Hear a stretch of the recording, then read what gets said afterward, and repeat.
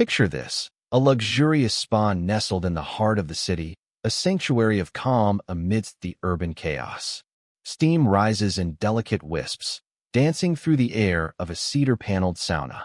The gentle hiss of water hitting hot stones creates a soothing symphony that seems to wash away the stresses of everyday life. This is where our story begins, in the warm embrace of a place designed for relaxation and rejuvenation, but where something far more profound was about to unfold. I never expected that day to be anything special. It was just supposed to be a treat to myself after a particularly grueling month at work. My name is Alex, and at 32, I'd spent the past decade building a career in architectural design that left little time for personal connections. My friends often joked that I was married to my drafting table, and honestly, they weren't far off. Between deadline pressures and client meetings, relationships had always taken a back seat. Not that I hadn't tried. There had been a few meaningful connections over the years, but nothing that stuck. Nothing that made me want to rearrange my carefully constructed life. The spa had been a gift certificate from my sister, who worried endlessly about my work-life balance. "You need to learn how to relax," she'd said, pressing the envelope into my hands at our last family dinner. "Promise me you'll actually use it." I'd rolled my eyes but tucked the gift away, only to rediscover it while cleaning my apartment on a rare free Saturday. Something about that particular day, perhaps the gentle spring sunshine or the weight of loneliness that had been sitting on my chest lately, made me pick up the phone and book an appointment. I arrived at the spa with no expectations beyond a massage and perhaps some time in the hot tub. The receptionist, a serene woman with a soft voice, handed me a plush robe and directed me toward the men's changing area. "The sauna is particularly nice today," she mentioned. "Not too crowded this afternoon." I nodded politely, having no particular plans to visit the sauna, but fate, it seems, had other ideas. After my massage, feeling loose-limbed and pleasantly drowsy, I found myself drawn to the sauna. There's something primal about heat and steam that calls to the human spirit, promising purification and renewal. I hesitated at the door, peering through the small window. Only one other person was inside, a man sitting on the upper bench, a white towel draped across his lap, his eyes closed in meditation or perhaps simple enjoyment of the heat. I almost turned away, preferring solitude to sharing space with a stranger, but something stopped me. Perhaps it was the peaceful expression on his face, or maybe just the inviting glow of the cedar interior. Whatever it was, I found myself pushing the door open, stepping into the enveloping warmth that immediately beaded my skin with moisture. He opened his eyes as I entered, deep brown eyes that crinkled slightly at the corners when he smiled in acknowledgement. "Don't worry, I don't bite," he said, his voice carrying a hint of amusement. "Unless you're into that sort of thing." The unexpected joke caught me off guard, and I laughed despite myself, feeling an immediate ease in his presence that was rare for me with new people. "I'll keep that in mind," I replied, settling on the lower bench opposite him. Up close, I could see that he was roughly my age, perhaps a few years older. He had the kind of face that seemed both handsome and approachable, strong jawline softened by expressive eyes, short dark hair with just a touch of silver at the temples. His shoulders were broad, his body clearly familiar with exercise, but not obsessively so. There was something comfortable about his physicality, as if he inhabited his skin with complete confidence. "First time here?" he asked, reaching for a ladle to pour water over the hot stones. The resulting hiss of steam filled the space between us, momentarily obscuring his features. "Is it that obvious?" I asked, adjusting my towel self-consciously. "You have that 'why did I agree to sit in an oven' look that first-timers get," he explained with another smile. "I'm Daniel, by the way." "Alex," I offered, surprised at how naturally the conversation flowed. "And you're right. I'm questioning my life choices right about now." "Give it 5 minutes," Daniel said. "The magic happens when you stop fighting the heat and just surrender to it." There was something in the way he said surrender that sent an unexpected shiver through me despite the temperature. Our eyes met briefly, and I felt a flicker of something I hadn't experienced in a long time. That initial spark of attraction, of recognition. I quickly looked away, focusing on the wooden slats beneath my feet. "So what brings you here on a Saturday?" Daniel asked, seemingly unaware of the momentary tension, or perhaps perfectly aware and graciously moving past it. Gift certificate, I admitted. From my sister. She thinks I work too hard. And do you? Work too hard? I considered the question, finding myself wanting to give him a real answer rather than my usual deflection. Probably. But it's easier than the alternative. Which is figuring out what else there is besides work, I said, surprised by my own honesty. The heat was making me lightheaded, or perhaps it was his attentive gaze that was lowering my defenses. Daniel nodded thoughtfully. I know that dance. Spent my 20s climbing the corporate ladder, convinced that the next promotion would make me happy. Spoiler alert, it didn't. What changed? I asked, genuinely curious. Heart attack scare at 34, he said matter-of-factly. Turned out to be just severe anxiety, but it was the wake-up call I needed. Quit my job, started my own business consulting 3 days a week, and dedicated the rest of my time to actually living. That sounds terrifying, I admitted. Daniel laughed. The sound rich and warm in the confined space. It was. Still is, sometimes. But terrifying and worth it aren't mutually exclusive. We fell into an easy conversation after that, the kind that seems to skip the usual awkward getting-to-know-you phases and dive straight into substance. He told me about his consulting work, helping companies implement more humane workplace policies. I shared my passion for sustainable architecture and my dream of designing spaces that brought people together rather than isolating them. As we talked, I became increasingly aware of him physically, the way sweat traced paths down his chest, the animated movements of his hands as he spoke, the deep timbre of his laugh. The sauna seemed to grow smaller, more intimate, as if the rest of the world had fallen away, leaving just this cedar-lined room and the two of us within it. You know, Daniel said after a particularly heartfelt exchange about our similar childhood experiences with strict fathers, there's something about extreme environments that strips away pretense. Put people on a mountain summit or in a sauna, and suddenly they're sharing their life stories. Is that your secret? I teased. Lure unsuspecting spa-goers into philosophical conversations. Only the interesting ones, he replied, his gaze holding mine a beat longer than casual conversation warranted. There's something about you, Alex. You remind me of someone who's standing at the edge of a diving board, wanting to jump, but calculating all the risks first. His observation was so accurate, it left me momentarily speechless. I'd spent years playing it safe, measuring every decision against potential outcomes. Even my occasional dates were carefully vetted, predictable people who posed minimal emotional risk.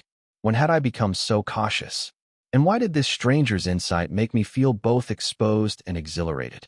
Maybe I'm just waiting for the water to look inviting enough? I finally responded. Daniel leaned forward slightly, droplets of sweat highlighting his collarbone. Or maybe you're waiting for someone to jump with you. The air between us seemed to thicken with possibility.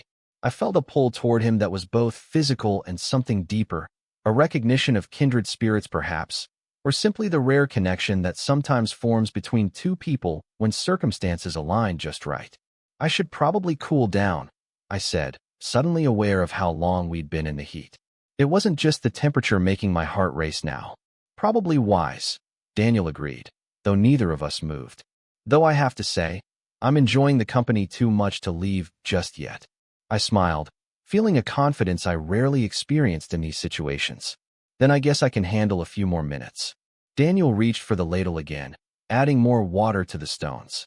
As the fresh wave of steam billowed around us, he shifted to the middle bench, closer to where I sat. Mind if I join you?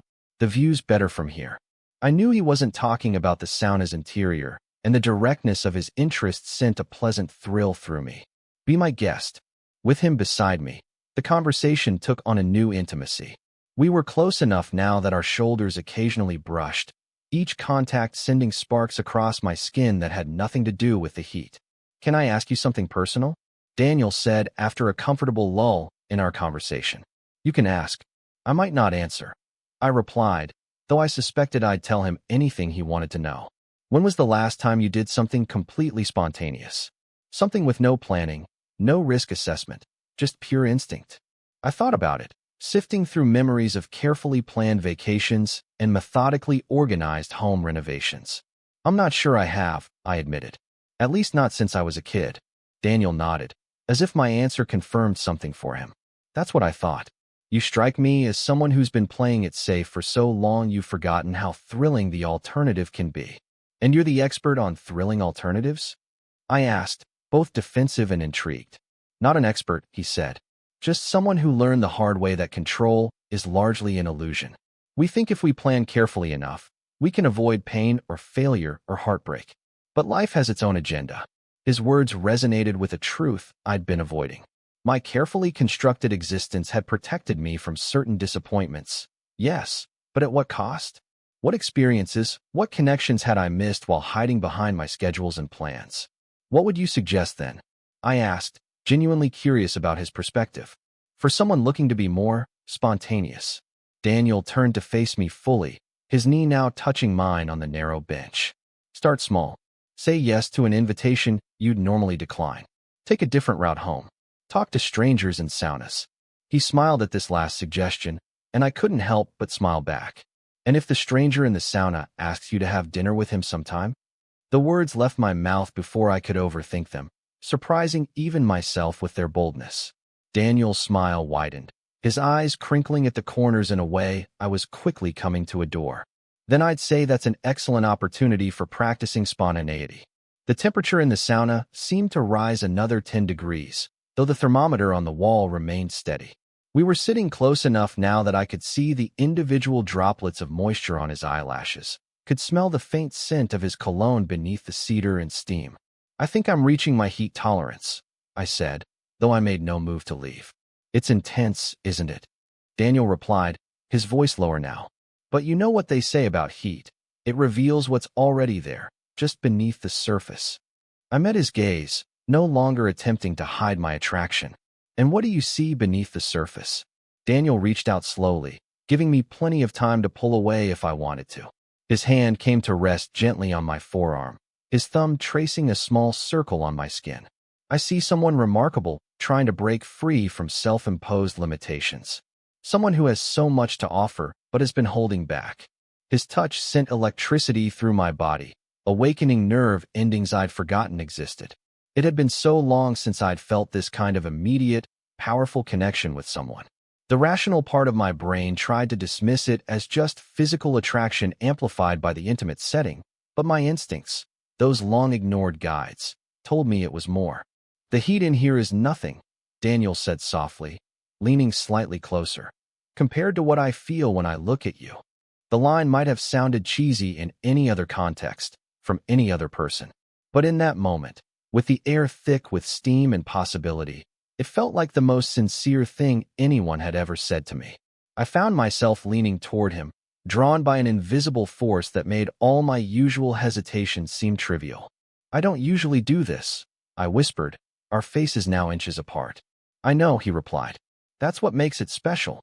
When our lips finally met, it was like completing a circuit. The kiss was tentative at first, a question being asked and answered in the press of mouths. Then, as if by mutual agreement, it deepened into something more urgent, more honest. His hand moved to cup my face, and I found myself gripping his shoulder for support, anchoring myself in the swirl of sensations threatening to overwhelm me. Time seemed to suspend in that cedar-lined room, stretching and contracting in strange ways. What might have been minutes felt like hours, each moment saturated with feeling and discovery. When we finally pulled apart, both breathless and not entirely from the heat, I felt as though something fundamental had shifted within me. Well, Daniel said, his voice slightly hoarse, I think we've definitely reached our heat tolerance now.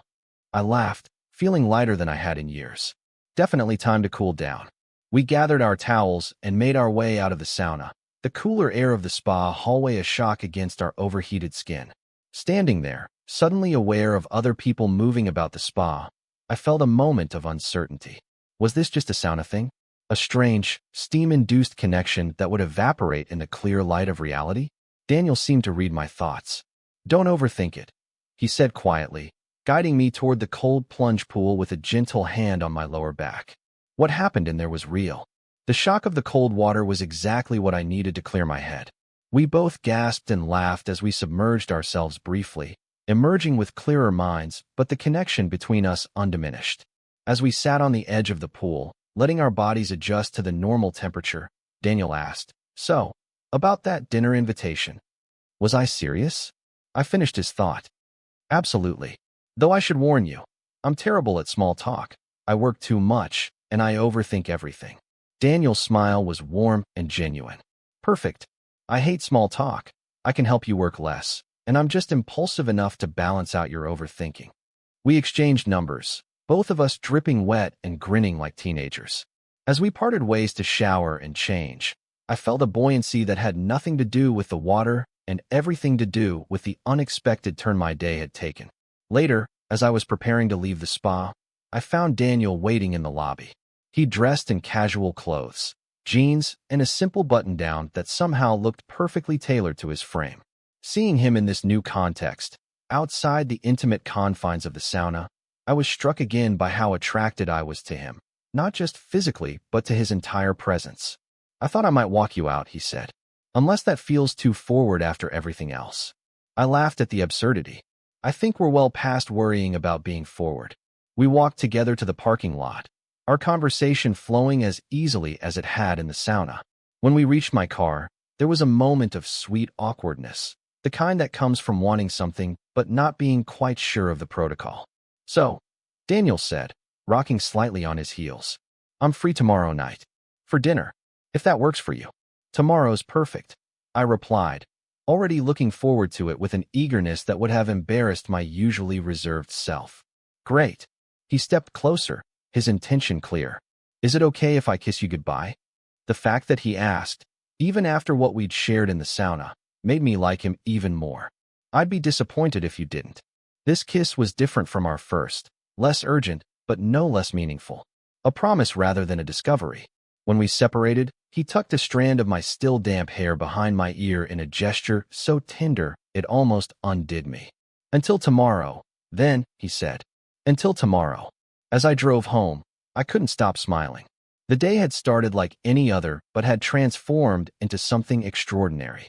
I thought about what Daniel had said about control being an illusion, about the need to sometimes let go and trust the current of life. For so long, I'd been fighting that current, trying to direct it according to my careful plans. But today, I'd let go just a little, and look where it had taken me. I had no idea where this thing with Daniel might lead. Perhaps it would be a brief but meaningful connection, or maybe, and the thought both terrified and exhilarated me, it could be the beginning of something lasting. Either way, I was grateful for the sauna, for the heat that had melted away my usual defenses, for the strange alchemy that had brought two strangers together in a moment of unexpected honesty. As I pulled into my driveway, my phone pinged with a message. It was from Daniel. Just making sure you didn't talk yourself out of tomorrow yet. If you need reassurance, remember, the heat between us was real, and I can't wait to see where it leads. I smiled and typed back. No talking myself out of anything. Some experiences are worth the risk, and for the first time in longer than I could remember, I truly believed that. Whatever happened next, I was ready to embrace it with an open heart and mind. The sauna had been just the beginning, a place where two strangers had connected through steam and conversation and discovered that sometimes the most unexpected encounters can lead to the most meaningful connections. Sometimes, you just need to sit in the heat long enough to realize what you've been missing all along. Total _char_count, 18,765.